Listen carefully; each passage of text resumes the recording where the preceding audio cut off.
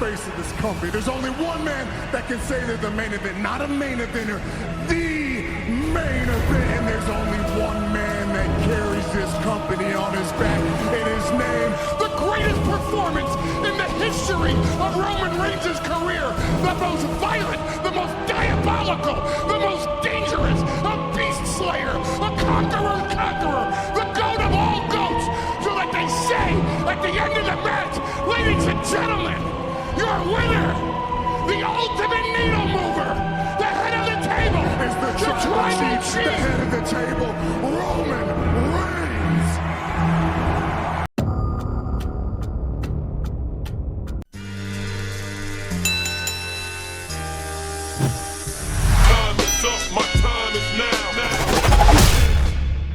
من اخر ظهور له في عرض السمر سلام في مين ايفنت الليله الاولى، وبعد ما خسر لقبه جونتر وعمل العمليه اللي هو عملها في انفه، وجونتر كان واخد اجازه كبيره قوي. ولكن اثناء ما الدبليو نزلت ان في بطوله خاصه هتتعمل واللي هيكسب فيها هيكون هو الخصم الاخير، جونتر ظهر في الاعلان الترويجي ليها علشان الدبليو بتاكد ان الرين جنرال هيكون مشارك في بطوله الجوله الاعتزاليه، بلس ان اصلا الاشاعات من قبل ما الدبليو تعلن عن البطولة دي انه جونتر هو اخر خصوم جون سينا. خلونا الاول في البداية نتكلم عن مين هو الخصم المتوقع اللي هيلاعب جونتر في بداية التصفيات. انا متأكد ان مثلا في عرض الرو الجاي لما يعلنوا عن الماتشين الجايين ويختاروا حد مثلا من الرو، ممكن الدبليو ما تعلنش عنه بصورة مباشرة انه هيكون جونتر، والدبليو مثلا تخليها مفاجأة زي مثلا الخصم المجهول اللي اعلن عنه نيك ألدس الاسبوع اللي فات. بس انا عندي احساس ان جونتر هيواجه في البداية خصم سهل جدا، مش هو خصم الطب او الواو من الروستر الحالي في الرو يعني، او ممكن اصلا تكون البطوله واحد من الرو بيلاعب واحد من سماك داون، ده على حسب اللي انا شايفه لحد دلوقتي يعني. بس اللي انا متاكد منه انه جونتر هيكون خصم عنيد قوي قوي قوي، هيقدر يوصل للفاينل بشكل سريع قوي في البطوله ديت، واحتمال هو كمان اللي يفوز بيها. فتخيل مثلا الماتش الاخير لجون سينا يبقى هو ماتش تكراري لماتش ضد بروك ليزنر. انا شايف ان ختاميه جون سينا داخل الدبليو لازم تنتهي بانتصار،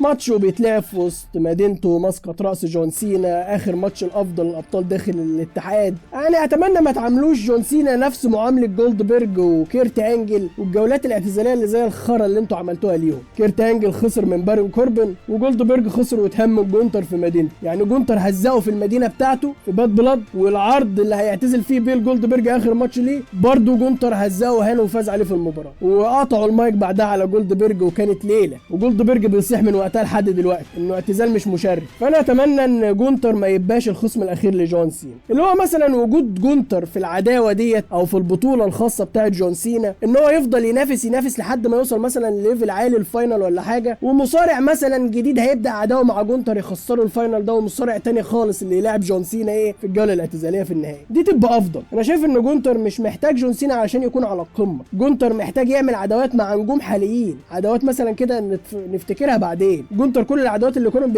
بيعملها مع جي اوس، ودي ما كانتش عداوات. ثانيا ودي اهم حاجه، بعد ما خلاص الدبليو اكد لنا ان عوده جونتر خلاص في الجوله الاعتزاليه بتاعه جون سينا، اتوقع ان الوقت ده في عرض الرو محتاجين عوده جونتر لاسباب كتير. انا عارف انه مش هيقدر يغطي غياب سيس رولينز، بس على الاقل جونتر هيبقى مصارع مستمر ويظهر في العروض، هيبقى مصارع فول تايمر، مش هيظهر كفتره بسيطه كده وخلاص. اللي انا عايزه من جونتر الفتره الجايه اصلا انه ما ينافسش على القاب، يعني ياخد الدفعات كده حاجه واحده بقى تاني من الاول، يبدا يقدم عداوات قصيره كده مثلا يظهر فيها شويه كلام على المايك ضد شويه مصارعين، تنتهي مثلا في عرض شهري كبير، اللي هو مثلا نقدم له عداوه محترمه، مش اقصد عداوه من عداوات العروض الاسبوعيه، يعني عداوه يلاعب فيها مصارع تقيل مثلا من عرض الرو مثلا يقدم معاه عداوه زي مثلا برون بريكر مثلا. تخيلوا مثلا لو جونتر اتحول مثلا للشخصيه الفيس وبدا يهاجم في برون بريكر والفيجن ودخل في معاهم في عداوه، يدخل في عداوه مع ال اي نايت مثلا، الاثنين على المايك متساويين، فاعتقد هيقدموا حاجه كويسه، والاثنين ادائهم يسمح ان هم يقدموا ماتش كويس. ما يبداش اهم حاجه ينافس على القاب ميد كارد مره ثانيه، هو عمل ريكورد بلقب القارات، فطالما هو مش في سماك داون مش هيقدر ينافس على لقب يونايتد ستيت شامبيون حاليا. فانا اللي مهتم بيه وعاوزه من جونتر الفتره الجايه، انا شايف عودته اصلا في الجوله الاعتزاليه بتاعه جون سينا خطوه حلوه لو الدبليو طلعته منها بعداوه ثانيه، ما تخلوش يكسب الفاينل ويلعب جون سينا في الجوله الختاميه، هيبقى ظلم كبير لجون سينا وظلم كبير لجونتر، يبقى كده جونتر يبقى منفوخ قوي، هيبقى عدى مرحله النفخ، لقبين عالم في وقت قصير هو اللي هيقضي على جون سينا في الجوله الاعتزاليه، فكده الجوله الاعتزاليه بتاعه جون سينا هيبقى باظت من كل النواحي. فانا اتمنى ان الختاميه تكون حلوه عشان نقول عليها كده ختامها مسك. بعد ما خلاص ذا روك انهى تصوير فيلمه او هينهي تصوير فيلمه الاخير، الفيلم اللي الروك كان محضر له بقاله مده طويله جدا وبيخسس في نفسه وبيكبر في نفسه مش عارف بيعمل ايه، فالروك بعدها يبقى عنده جدول اعماله فاضي خالص من التصوير والافلام. فتخيل مثلا لو الدبليو دبليو اي في ظل وقوعها حاليا وان مفيش قائد للفيجن وسيس رولينز متهان وده كله وعايزين نجم بارز بقى يجي ياخد الاحداث في حته تانية، يحمسنا للرامبل الاليمينيشن تشامبر، يحمسنا للراس المنيا 42 اللي هتتلعب في لاس فيجاس، اللي بيقولوا اصلا الاعلان بتاع الراس المنيا 42 ده في طرف ناقص فيه لسه ما ظهرش. فبما ان الروك خلاص جدول اعماله فاضي الشهرين دول، في رايك يظهر لنا كده ويدينا كام لقطه لذيذه، يسترجع مثلا عداوه جديده، يطلع هو قائد الفيجن، يدخل في عداوه مع رومان رينز، يرجع يكون الخصم الاخير لجون سينا في ساتردي نايتس مين ايفنت ويشارك ويقول طز في البطوله اللي انتوا عاملينها دي كلها. ولكن المؤكد لحد دلوقتي ان الروك لو ظهر هيكون يظهر مثلا لتكريم او حاجه شرفيه، يعني مثلا يودع جون سينا في ساتردي نايتس مين ايفنت، ده ممكن الروك يعمله. ولكن اللي انا بعتبره ان الروك هيكون بعيد عن الاحداث تماما الفتره الجايه. اخر عداوه الروك قدمها هي عداوته مع كودي رودز، وهي عداوه غير منتهيه، عداوه ما لعبوش فيها مباريات 1 on 1 ضد بعض. يعني الروك كان بيحاول يخسره في الراس المنيا 40، انتقم منه في الراس المنيا 41 لما خلى جون سينا يتقلب عليه هيل. فاعتقد ان الروك القصه الوحيده اللي يقدر يرجع يكملها داخل الدبليو دبليو هي قصته مع كودي رودز. سيبك من رومان، سيبك من الفيجن، سيبك من سي ام بانك، سيبك من عرض الروك كله. تخيل مثلا لو الروك رجع مره تانية لكودي رودز، ايه اللي ممكن يعمله مثلا لو جدول اعمال الروك فضل كده ورجع لكودي رودز فجاه على سماك داون. كودي رودز في سماك داون مخلص على درو ماكنتاير نهيه، محدش قادر يقف قصاد كودي رودز داخل الاتحاد، هو السوبر هيرو بالملامح الشيطانيه الشريره الداخليه. فتخيل مثلا لو الروك رجع المره دي، هيدخل في عداوه ضد كودي رودز وكودي رودز يستمر كسوبر هيرو، ولا يتحد مع كودي رودز افضل؟ واخيرا كودي رودز يوافق على العروض اللي الروك بيقدمها بعد فتره كبيره جدا من الرفض من كودي. انا شايف حاجه مهمه قوي قوي قوي، انا اتمنى ان الروك لما يرجع يدخل في عداوه مع كودي رودز يكمل العداوه القديمه، يحاول يدمر في كودي رودز اكتر، والدبليو دبليو تحاول تبرز شخصيه السوبر هيرو مره تانية بقى. كفايه بقى التلميحات للهيل اللي كودي رودز هيتحول ليها دي. المهم يعني اللي انا بتمناه ان الروك يتسبب في خساره كودي رودز مثلا اللقب ده لو ذا روك خلاص راجع بقى. مصطفى بيحلم، احلام مصطفى وسعت في الفيديو. ايوه يا شباب انا بحلم وشايفكم كلكم قدامك، شايف ان مفيش حاجه هتحصل من الكلام اللي انا بقوله ده. اللي انا بحب اكده لكم من كلامي وبعد اللي عسمك كتير جدا من البرد اللي عندي، ان الروك السبب الوحيد لعودته داخل الدبليو دبليو اي هم حاجتين اتنين، يا اما تكريم لجون سينا في ساتردي نايتس مين ايفنت، يا اما الروك هيرجع ويستكمل عداوته مع كودي رودز مره تانية. مفيش حاجه من الاتنين دول هتعديها خالص. الروك لو رجع يرجع علشان ده او عشان ده، واعتقد ان الروك لو فضى هيفضي على الاقل شهر او شهر ونص او شهرين بالكتير، يعني مستحيل يصمد لعرض الراس المنيا 42 الفتره دي كلها. يعني الدبليو دبليو مش هتجازف وتخلي الروك يخش في احداث رئيسيه. فانا شايف ان التوقع عودته في المباراه الختاميه لجون سينا وتكريمه لها هي افضل خيار لعوده الروك بصراحه. غير كده ما يدخليش في السيناريو ويختفي فيه وما يظهرش تاني، ده ما بيعجبنيش كمشاهد. انا اصلا الروك ما بيعجبنيش كمشاهد.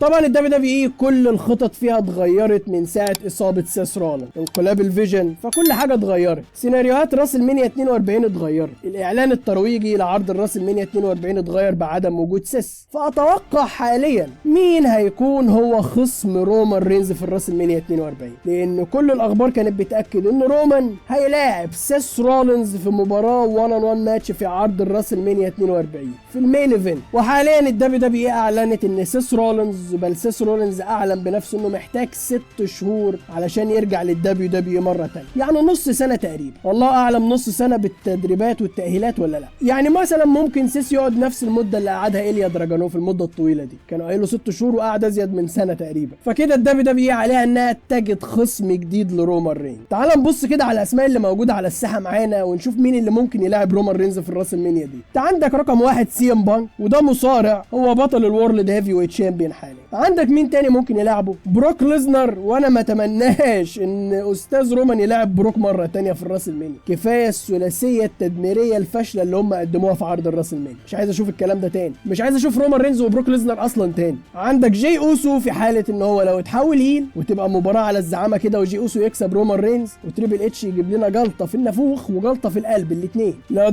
بصيت على الروستر بتاع عرض الرو، وانت الناس هتقول انت حاطط بروك في روستر عرض الرو ليه؟ هقول لك هو بروك ملوش بسم الله، لو يظهر في رو لا يظهر في سماك داون. فانا شايف ان استاذ رومان يلاعب سي ام بانك على لقب الورلد هيفي ويت شامبيون افضل. هل انت شايف ان رومان رينز يستحق فرصه تانية كبطل عالم داخل الدبليو دبليو اي؟ يعني انا شايف فتره رومان 1316 يوم اللي هو قدمها كانت فتره عظيمه، بغض النظر عن اخر سنه ونص فيها كان مصارع بارت تايمر ما كانش بيظهر كتير، ولكن قيمه اللقب كانت عاليه جدا، اعلى من قيمه اللقب حتى لما كودي رودز فاز بيه، حتى من جون سينا فاز بيه، حتى لما كودي استرجعه مره تانية، لازالت قيمه لقب الاندسبيوتد شامبيون تحت مستوى الكاريزما بصراحه. فتخيل رومان رينز يكسب لقب الورلد هيفي ويت شامبيون من سي ام بانك في الراس المانيا دي. ده لو احنا بقى افترضنا الموضوع ده وقلنا سي ام بانك ورومان هيبداوا يدبوا في بعض وينافسوا بعض على اللقب، ولكن الدبليو دبليو تقول لك انا عندي خيار تاني. رومان رينز اثناء محاربته للفيجن لاعب برونسون ريد وبرون بريكر في مباراه تاج، وكان جي اوسو مع رومان، لاعب برونسون ريد مباراتين ورا بعض وخسر قدام بيج برونسون ريد في عرض كراون جول. والدبليو دبليو اي في كل مره كانت بتخلي رومان ينضرب بعد المباراه كان بينضرب من برون بريكر. هل الدبليو دبليو اي بتفكر انها تخلي برون بريكر يلاعب رومان رينز في عرض الراس المانيا 42 مباراه مين ايفنت؟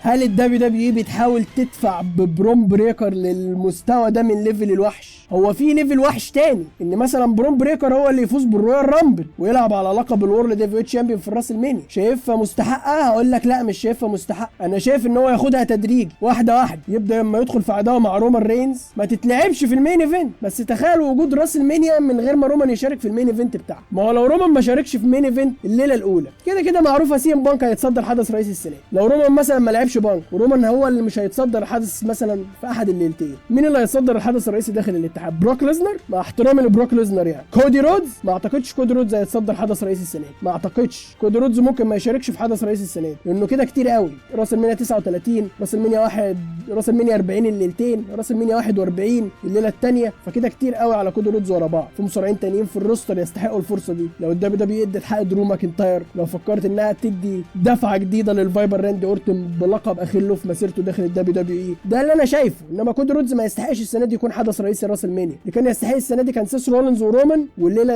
الاولى مثلا تكون سي ام بانك ومصارع تاني مثلا، دول اللي كانوا يستحقوا لان هم دول اللي شايلين السنه. برون بريكر ممكن يلعب مباراه 1 on 1 في الراس المانيا ويفوز بيها، انما ده اول راس المانيا شارك فيها برون بريكر كانت راس المانيا 41، هوبا في راس المانيا 42 يشارك في المين ايفنت؟ لا يا حبيبي معلش ده كده تبقى دفعه اوفر. انت عندك جونتر اللي هو بطل العالم مرتين لسه ما خدش راس المانيا مين ايفنت. الدبليو دبليو عندها نجوم ممكن تعمل شويه عداوات حلوه لعرض الراس المانيا 42 بلا منازع، ولكن الاهم ان لو رومان هيلاعب برون بريكر يلعبوا مباراه في نص العرض في افتتاحيه عرض، اوكي ماشي افتتاحيه عرض كويس. انما لو رومان مش هيلاعب برون بريكر فانا افضل ان رومان رينز يلاعب سي ام بانك، او سي ام بانك على الاقل هيلاقي مصارع يشيل منه الماتش، ورومان يقدر يشيل الماتش بكل تاكيد. انما اللي انا ما اتمناش ان رومان رينز يلاعب مثلا برون بريكر، بروك ليزنر. انا شايف ان الحاجات دي مش في دماغي ومش عجباني اطلاقا. حتى لو جي اوسو تحاول يهيل ما اتمناش اصلا ان جي اوسو يشارك ضد رومان رينز في الراس الماني. انا عارف ان التريبل اتش هيجلطني بيه السنه دي ان جي اوسو ده هيتصدر راس الماني، متاكد، حاسس انها كده هتجيلي جلطه. رومان رينز انسب حل ليه في عرض الراس المانيا دي انه يلاعب سي ام بانك على لقب الورلد هيفي ويت شامبيون، وسي ام بانك يفضل محافظ على اللقب الفتره دي كلها، يقدم شويه عداوات حلوه ويلاعب رومان رينز على اللقب في الراس المانيا دي.